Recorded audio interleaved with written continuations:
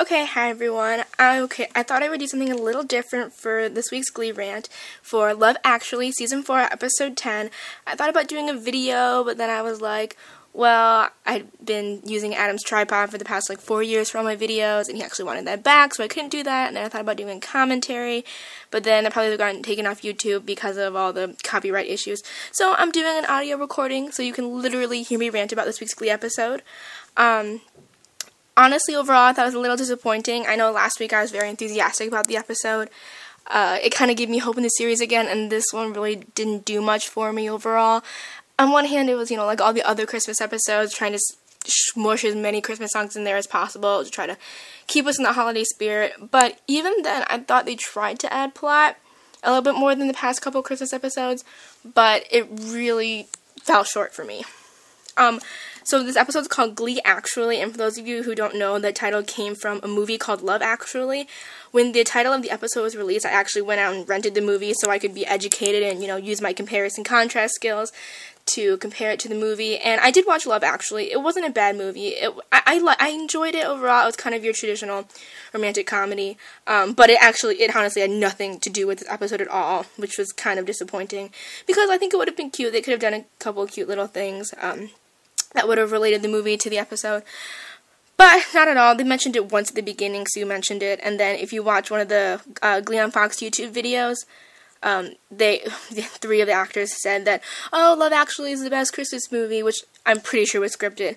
But I digress. So it starts off, it's a Wonderful Life parody, and for those of you who haven't watched that movie, it's in black and white. My mom always made me watch it when I was little, and I think they did a relatively good job with that, but I wonder why they used Artie for it. I didn't quite understand that because, honestly, I think Artie, Kevin McHale is the actor who plays him, has grown the least over the seasons. I think he's grown the least as a character, as a person, even physically and personality-wise. He's still that insecure kid in a wheelchair. I mean, he did learn a little bit about life. He dated Brittany, he dated Tina, yada, yada, yada.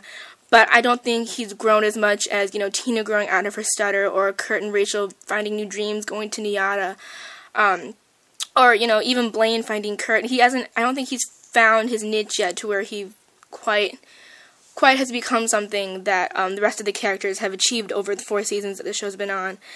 And it's so odd seeing Finn in that position of, a mentor, because he's literally a year older than them. It would be very, very odd for one of, I feel like with mentors and teachers, there is, you have a line between a friend and a teacher. But here's the thing, he's been their friend for the past 4 years, and now he's trying to be their teacher. Honestly, I think that would annoy me, but I digress, because apparently none of the rest of them seem to mind that, especially because you have Marley and Jake, who really don't, haven't known Finn before that. And I think it's great that they were able to do this, with him being able to walk, that whole kind of alternate universe thing. But then there comes the question of, authenticity. If Artie was actually played by someone in a wheelchair, the actor wasn't actually in a wheelchair, they wouldn't have ever been able to do this scene. So, that's kind of at the point my uncle always whines about, the fact that, Marchese is actually probably just a skinny white girl in that black woman's body, because there is that kind of authenticity where he really can't understand what the character's actually going through, but I guess that's why it's called acting, in my opinion.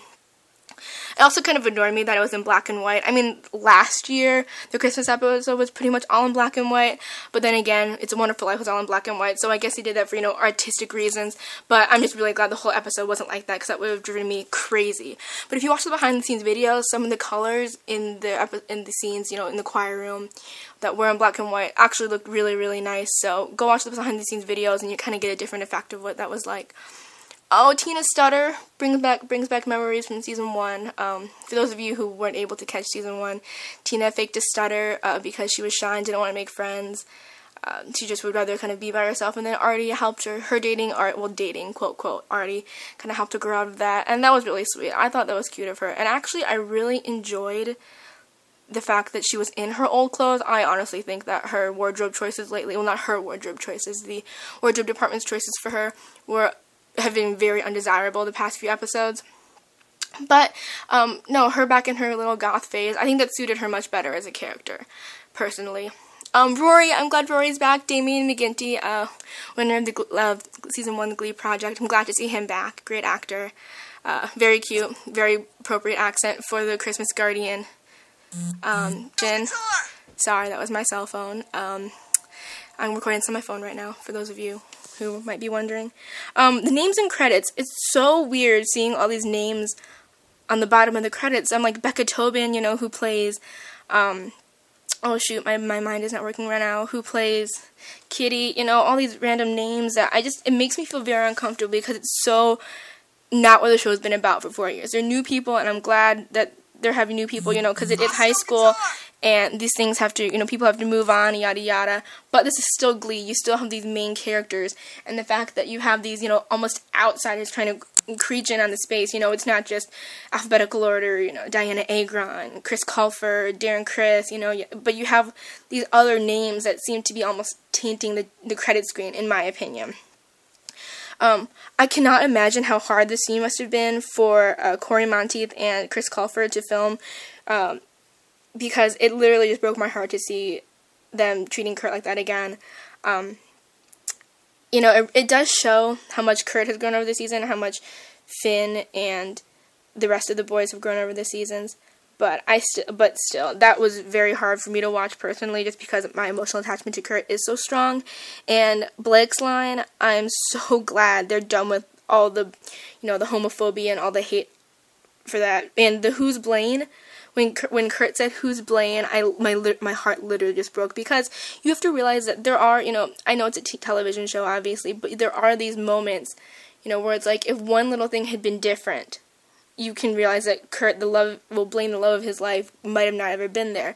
And that's something it's always to think about. What if this had been different? What if, you know, they had never met? What would have happened?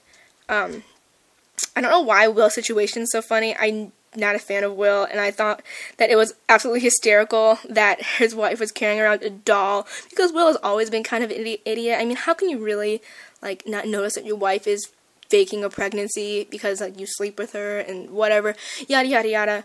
But still, I thought that was very, very funny. And as for Artie being the heart of Glee, nice try. I really don't see where they're getting that at all. I mean, Artie's just kind of always been there. He added you know, his storylines have always been very shallow, always been, oh, hey, I have a girlfriend now, you know, I'm gonna break up with her and be a jerk to her. I really don't think, because, you know, he was actually a jerk to both of his girlfriends. He was a jerk to Tina, and then he was a jerk to Brittany later and called her stupid. He's not been, in my opinion, a key character very much at all.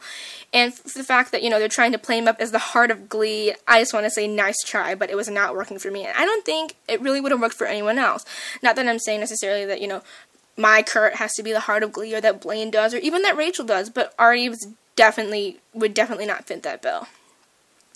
Rachel being a librarian, I thought that was absolutely adorable. I don't know why. It just kind of worked for me. And the racism for the Spanish music for Feliz Navidad, great song, cute. I think Kevin did a nice job with it. But really, did they have to give him a poncho and maracas? Like, I'm all for, like, you know, racist stereotypes, as you all know. You know, Sylvia and I call each other Mexican Asian. But I think that was a little unnecessary, especially because they actually don't have a Mexican or a Hispanic person to kind of almost, like, say that's okay, because Santana's graduated. But Kurt, like, having a knife and looking so shocked, that kind of made the whole scene for me. The rest of it was just kind of annoying and distracting. And it kind of was odd that, like, you, in the middle, you kind of remember that, oh, Brittany and Artie did date, because these little things in the past that kind of only last, like, the relationships that only lasted, like, an episode or an episode and a half really, you know, kind of pass you by. You don't remember them because they're not significant enough. And that's the problem with Artie's storylines. They haven't been significant enough to stick in your mind. But apparently the instrumentalists in the background remember all these things, even though the actual Glee characters don't remember anything. So then I reiterate that I really think a spin-off would be awesome. So I'm still campaigning for that instrumentalist spin-off. You know, as a band geek, I think it would write itself personally, especially that bassist and guitar player and drummer. I think that would be awesome. Sorry, I'm reading off my list of notes here. Okay, so now we're moving on to the scenes in New York. I love the New York storyline, and I think it just works for me, not necessarily because I'm so partial to Rachel and Kurt, which I am, they're two of my favorite characters, but because it's new, it's different. The problem with the trying to keep the McKinley High storyline going is that it's a high school. You can only do so much with it. But as they move over to the New York and Indiana storylines, they have so much more freedom, and everything's new and everything's exciting. And that's why I think it holds my interest more personally. I really just love Chris's laugh in general, like, a lot, and I think it was great that they finally acknowledged Kurt's mother. They acknowledged his mother's death in a very sweet way with the perfume bottle, with her smell, which they referenced back in season 1 when he was talking to Finn during season 1, episode 10. I believe it was Ballad, when he says, he's kind of wishes he could lie on the floor and, open all her drawers and smell her perfume, and, you have this kind of reiteration of, he does love his mother, he does remember her, because that was basically, a lot of what season 1 was for Kurt. It was accepting the fact that he was gay, it was accepting the fact that, his father does accept him. And I think that was great. Also, you forget that Rachel is Jewish. Rachel and Puck and, I guess, Jake are all Jewish, and that you kind of just passed that by a little bit. But I think it was a cute little, happy Christmas or happy Hanukkah or whatever. That was a nice little touch there. Radio City Music Hall, filming in front of there. Kind of crazy to think that, I was there this past March, I got a picture of the Radio City Music Hall sign from Top of the Rock line, and that was really neat to think that I actually, I literally walked on that ground where Mike O'Malley and Chris Colfer were standing. But it was also, moving on from that, it was very upsetting that they did that to Bert's character, that they gave him, that they gave him, but they had him with prostate cancer, because Kurt has already been through so much, I think, that his dad is all that he has, and I think that was very frustrating for me, mainly because, he gave him a heart attack already, why are you doing this to Kurt, why Kurt, but then, doing some research, going on Tumblr a little bit, I found that, Ryan Murphy, he's the creator of this show, he actually, Kurt's kind of modeled after him, Bert's kind of modeled after his own father, and, doing some research, you find out that, his father, Ryan Murphy's own father, was diagnosed with prostate cancer, and he passed away 2 years later. So, assuming that Kurt is now in college at the age of 19, that means that Bert will possibly die when Kurt is 21, and at the same time, there have also been rumors that Kurt and Blaine are going to get married when Kurt's 21.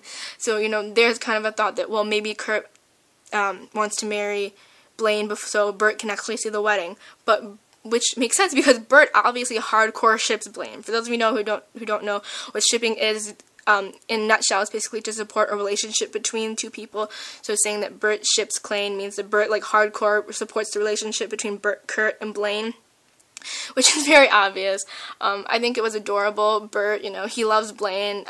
The Christmas duet was very, very, very short, which was very frustrating because you had Baby It's Cold Outside season 2 and then Let It Snow, which they were full, they did the full recording on the episode, or almost the full recording.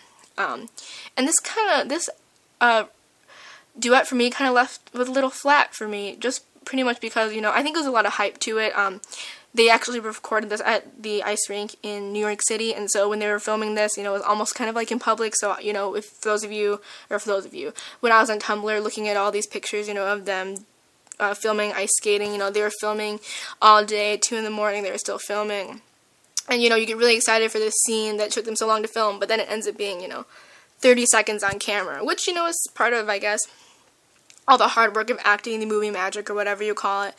But at the same time, I wish they would have done the whole song. I wish they would have had a little bit more emotions, especially because when they were so close to kissing during that one part, that would have been added a lot to the scene, I think, not just because I'm biased and want them to get back together, but because I think that this duet was very disappointing for a lot of people, because in the last episode, in Thanksgiving episode, Kurt said, you'll have to come down for Christmas and we'll have a heart-to-heart. Last time I checked, a 3-sentence conversation and a meaningless Christmas duet was definitely not a heart-to-heart. That was very disappointing that they didn't have a long talk, that him and Bert's talk, which was significant and enjoyable in its own way, but he needed to have a longer talk with Blaine about the relationship. Yes, you'll always be happy to see me, blah, blah, blah. That's cute, that's great, fine, but there's so much else in there. There's so many deeper things that they could have touched on that they chose not to. I don't know if they're going to do it later, but I really hope that they do, because well, if not, that was some good fan fiction in there. So if anyone wants to start working on that, go for it. Darren actually is a really good skater. If you see when he comes up to Kurt behind him, Kurt's looking for him, it's pretty amazing. When they were, like I said, when they were filming this in New York, Darren was a fantastic skater, and Chris was struggling a little bit. If you watch the behind the scenes videos, they talk about that a little bit. Kurt's voice, last episode he sang "Being Alive," which is one of the first songs he did that was actually originally sung by a man, and then now this episode, he's back to singing in that very high, soprano register. And don't get me wrong, it's gorgeous. You can really hear how much more easily he can sing, how much his voice has grown, not just, him physically and personally and, success-wise, but his voice actually has matured a lot, not necessarily in terms of, going from high to low, but in terms of his skill level of being able to sing. But I have a new item on my bucket list that I have to ice skate in that ice skating rink, even though I'm an awful ice skater. I've only ice skated once in my life. And Darren is so short. If you watch him skating in front of the other skaters, he is so incredibly short. Actually, they just did an article on, Hollywood's shortest males, and Darren's on the list. He's 5'8". But actually, Daniel Radcliffe, for those of you who don't know, is 5'5". And Bert creeping in the background watching them. That was pretty adorable because obviously, Bert, I think, is very invested in their relationship. And then it kind of makes you wonder, what's going on back in Lima with Bert and Blaine. Because, as you know, Blaine doesn't have a very good relationship with his own father. His own father, tries to turn him straight while Bert really accepts Kurt. So you wonder, if Bert and Blaine had maintained a very close relationship, even though Kurt is in New York. And I almost think that's very, very possible, considering that Bert brought Blaine out here with him. And I think that, I almost wonder if Kurt's a little bit jealous, that Bert and Blaine can watch the, basketball game together, kind of like Kurt got jealous when Finn came into the picture and got so close to Bert. But I always think that Bert and Blaine will maintain a relationship, even if it doesn't work out between Kurt and Blaine, just from the way that they've been acting in the last couple episodes. Okay, Puck, Mark Salling, he is so old, and it is so creepy, because he can't just hang around in that school and talk to his little brother. He would literally be arrested. And it's funny that they go to the Paramount gate, because that's actually where the Glee studio is. Glee is in Paramount Studios. So they literally just, went outside and filmed this episode, or filmed this part of it. They made the comment that if you're Jewish or gay, that you'll be successful in Hollywood. My family definitely agrees with that. They always say that, oh, well, people are, just pretend to be gay to be successful because it's in style now. I really prefer not to just share my opinion on that but anyway, that's what my family says all the time. So they would at least agree with that one thing that Glee said during this episode. But this would not happen. The own Hanukkah song, I don't know really why they threw that in there. It was very unnecessary. This little video montage and then going around Hollywood, it really did nothing for the plot line. And that was really annoying, because they could have put in, some more meaningful things with Kurt and Blaine, or they could have put in something meaningful with Rachel. This episode, Rachel literally had nothing. She had a half a scene. She didn't sing a song. This is a Christmas episode. I wonder if that's why they had her sing Oh Holy Night last week, because of her lack of, screen time in this episode. Because, for a while, it literally is a Rachel show, and that's okay, I think, because you do have to have, I know they're working on equality of characters within Glee, but you do have to have a main character. That's not a new thing. No matter what you do, there's going to be a character with a couple more lines than someone else, and that's okay, because I like Rachel's character, and as in my rant last week, I think she's symbolic of a lot of things that, we can relate to now. The sweater that Puck had on in the diner was so awful. But I do like the fact that their mothers kind of got together. It was obviously an incredibly awkward experience.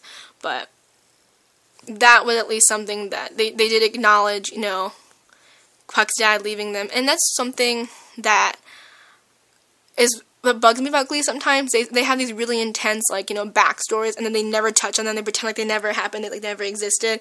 And acknowledging them, I think, is something that is a merit to the Glee writers. At least a little continuity is nice sometimes. I did like Sam's rendition of Rockin' Around the Christmas Tree. I think the cheerleaders and their, really intensely interpretive dance of the song was a little unnecessary. But I enjoyed his singing. It's on my Christmas playlist. But Cord, Cord Overstreet, who plays Sam, was very odd and unattractive in it. I don't know if he got a haircut or what happened, but something was not sitting right with me about the way he looked. And seriously, how many people has Sam proposed to in this show? He proposed to Quinn, and now he's proposing to Brittany, and I don't like their relationship together. I don't think it meshes. I don't think it works, because Sam really just kind of seems like so fake when he's talking to Brittany, because it's not that I necessarily think that Brittany's still super in love with Santana, but I don't think that they work together. I think that they're both very ditzy, and that they need more of a contrast in their relationship. They're too much like each other. Okay, so here's what bugs me about Sue taking pity on Marley. There's so many double standards in this show. That's my problem. It's like, Marley, yes, she might be struggling financially, but who isn't? Remember Sam? Sam was living in a freaking hotel, and Sue never did anything for him. Why Marley? What makes her so special? And I don't necessarily have a problem with Marley, or with, her as an actress, or her character, but it bugs me that she's not an underdog. Someone who's that pretty and skinny and talented. She doesn't have anything holding her back, and she's acting like she's this, saint who needs all this help, but really, I'm not getting that from her. She's not like Rachel. She doesn't have that, conceited, insecure, but same time super insecurity with, her nose and her looks like Rachel did season 1. She's not, in the closet like Santana was, and she doesn't have this, reputation that she's super stupid like Brittany is. There's nothing I really feel like makes her an underdog, makes her the part of the show, makes her qualified for this part of the show that I think is very important. It's showing that even with these setbacks, you can be, you can make something of yourself. And yes, Marley's struggling with anorexia right now, but they've touched on that anorexia eating disorder thing 3 times. They had Sunshine throwing up in the bathroom during Nationals. They had Rachel throwing up during season 1, trying to be pretty and skinny like Quinn, end quote.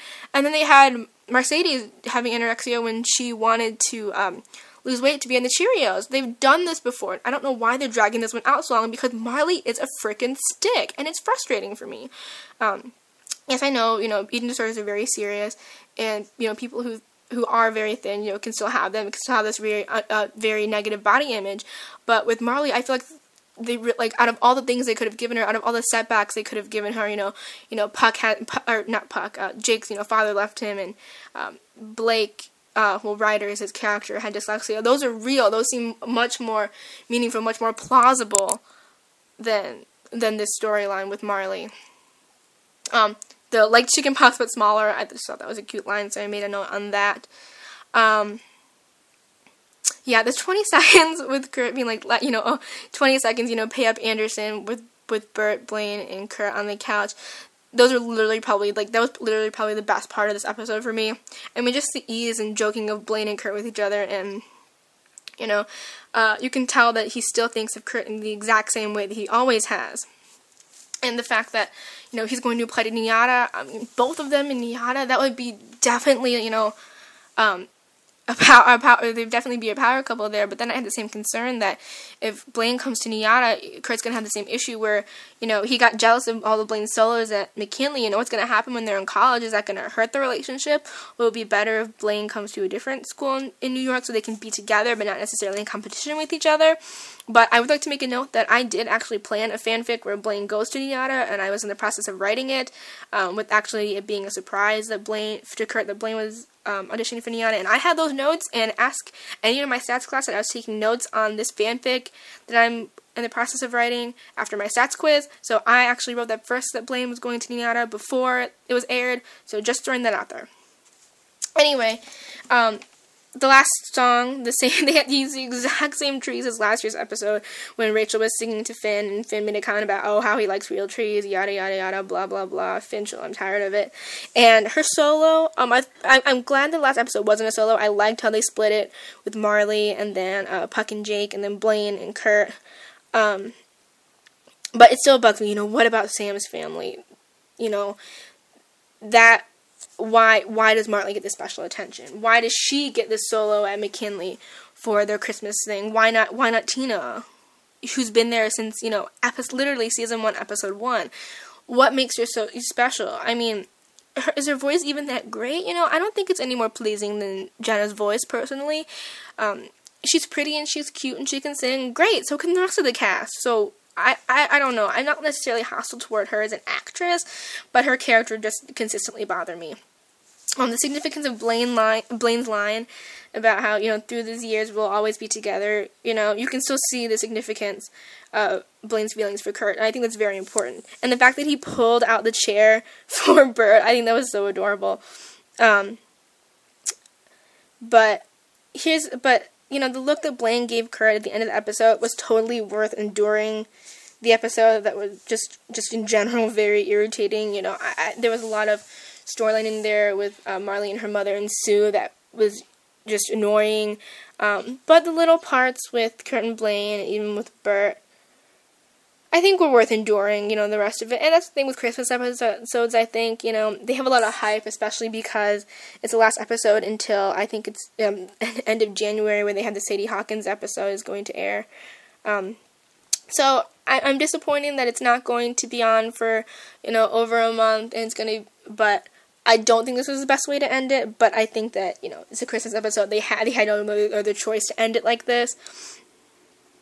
But I in the promise of a new episode every week, I won't have any more. But that's okay, because it will come back and it will be okay. And I'm done rambling for now because my notes just ran out. And I talked about Bert and Blaine's relationship. And yeah, so if you actually listened to this entire rant, I appreciate it. And if you actually liked me doing this recording instead of typing it, then let me know, and maybe I'll do it again, because I've just sat in my room for literally half an hour talking about this. So thanks everyone, and good night.